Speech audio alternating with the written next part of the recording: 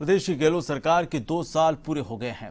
इसमें परिवहन विभाग की बात करें तो सरकार ने जनता की सुविधा के लिए कई सुलभ योजनाएं लागू की हैं, जो आम आदमी के लिए काफी फायदेमंद हो रही हैं। नई तकनीक से काम होने से परिवहन विभाग की कई प्रक्रिया भी आसान हो गई हैं।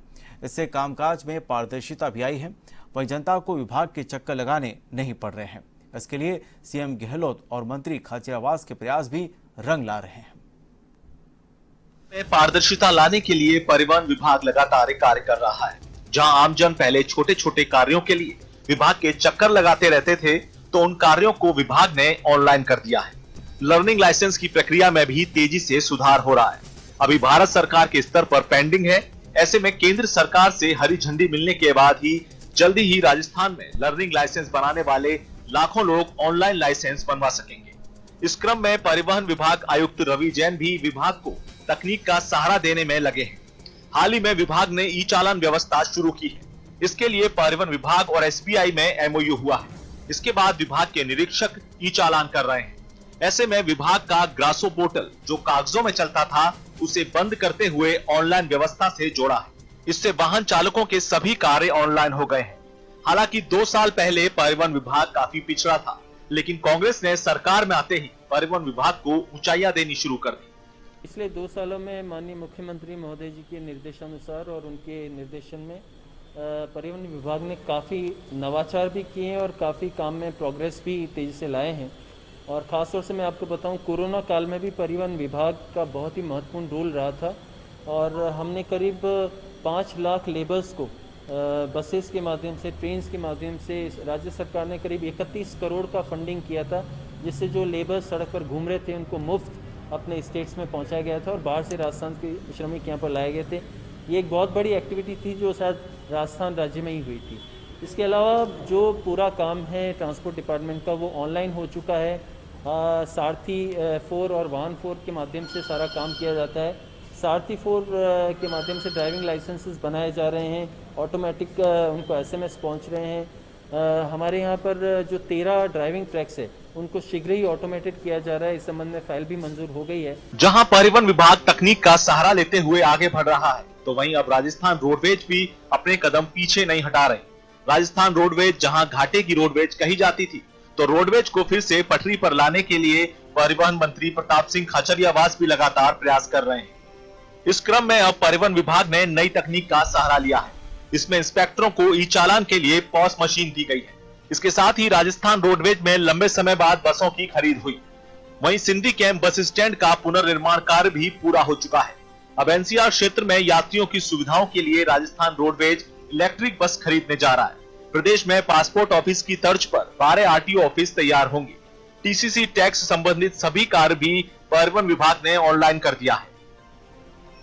हालांकि बीते 6 साल में अभी तक रोडवेज में भर्ती नहीं हुई। इसमें 5740 पद खाली हैं। मंत्री खाचरियावास इन भर्तियों को जल्द शुरू करने की तैयारी में जुटे हैं। इसके लिए मुख्यमंत्री अशोक गहलोत को प्रस्ताव भेजने की तैयारी है।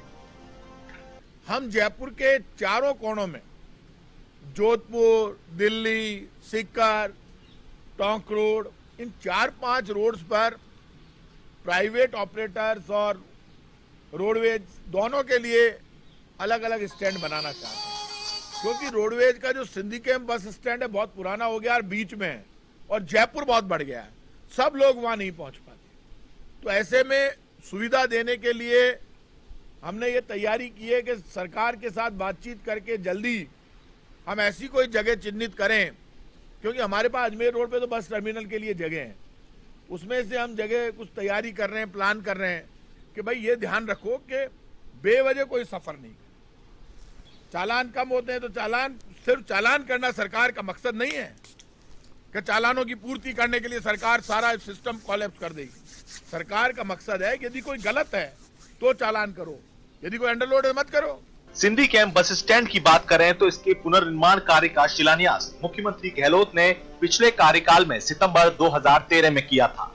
तब 50 करोड़ की लागत से 3 मंजिला बस स्टैंड बनाने की योजना थी। इसके बाद आई बीजेपी सरकार ने कई बदलावों के साथ बस स्टैंड निर्माण की योजना बनाई।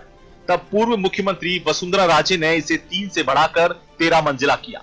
बजट में भी 50 से 110 करोड़ करने की योजना बनाई थी, लेकिन पूर्ववर्ती सरकार का किया काम आगे नहीं बढ़ सका। भाजपा सरकार ने 5 साल तक बस स्टैंड तो नया बनाया, लेकिन भवन खंडर ही रहा। राज्य ने 20 करोड़ का अनुदान जारी किया, लेकिन नई बिल्डिंग शुरू नहीं हो सकी। सिंधी कैंप बस स्टैंड के नए भवन की बात करें तो यह यात्रियों के लिए सुविधाजनक रहेगा। यहाँ के बेसमेंट में दुपहिया और कार पार्किंग बनाई गई है। यहाँ की पार्किंग में 70 कार पार्क हो सकेंगी। ग्राउंड फ्लोर से बसें संचालित होंगी और 178 बसों के लिए पार्किंग वे बनाए गए हैं। यहाँ से सुपर लग्जरी और डीलक्स बसें संचालित होंगी। इसके अलावा भवन की पहली मंजिल पर 18 दुकानें बन रही हैं। यहाँ यात्री शॉपिंग कर सकेंगे, जबकि दूसरी मंजिल पर होटल और रेस्टोरेंट होंगे। यहाँ यात्री ठहर सकेंगे और खान पान का मजा ले सकेंगे। बहरहाल परिवहन मंत्री प्रताप सिंह खाचरियावास के कार्यकाल में विभाग ने कई नवाचार किए।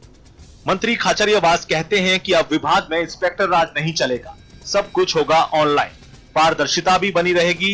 इधर सीएम गहलोत ने भी कई बार विभाग की रिव्यू मीटिंग ली है, क्योंकि यह विभाग सरकार के लिए एक राजस्व का जरिया है और सरकार ने इसे 5वें नंबर का दर्जा भी दिया है। अब इन नवाचारों से परिवहन विभाग ऊंचाइयां छू रहा है और उससे राज्य के खजाने में भी बढ़ोतरी हो रही है। A1 टीवी के लिए ऋषभ पांडे की खास रिपोर्ट।